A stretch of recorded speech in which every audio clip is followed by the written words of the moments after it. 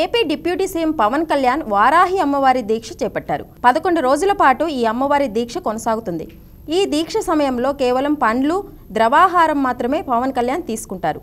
పవన్ వారాహి దీక్ష ఎందుకు చేస్తున్నారనే చర్చ ఇప్పుడు మొదలైంది. గత ఏడాది ఎన్నికల ముందు వారాహి విజయయాత్ర పేరుతో జనసేన అధినేత పవన్ కళ్యాణ్ ప్రచారం నిర్వహించారు. ఆ యాత్ర సందర్భంగా కూడా వారాహి అమ్మవారికి పవన్ కళ్యాణ్ ప్రత్యేక పూజలు నిర్వహించారు.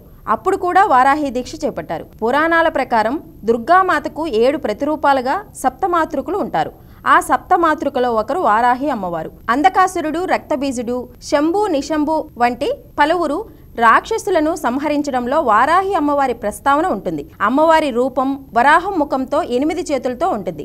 చేతుల్లో పాసం, నాగలి, శంఖచక్రాలు వంటి ఆయుధాలను పట్టుకుని ఉంటుంది. గుర్రం, పాము, దున్నపోతు, సింహం అమ్మవారి వాహనాలుగా పురాణాల్లో చెప్తుంటారు. వారాహి అమ్మవారి దీక్ష గురించి తక్కువ మందికి తెలుసు. వారాహి అమ్మవారిని ఆరాధించడానికి ప్రత్యేక కారణాలు ఉంటాయి. శత్రుభయం ఉండకూడదనే కారణంతో వారాహిని ఆరాధిస్తారు. శత్రువులను జయించడానికి, జీవితంలో ఎదురయ్యే అడ్డంకులు ఎదుర్కోవడానికి వారాహి అమ్మవారిని ఆరాధిస్తారని ప్రతీతి.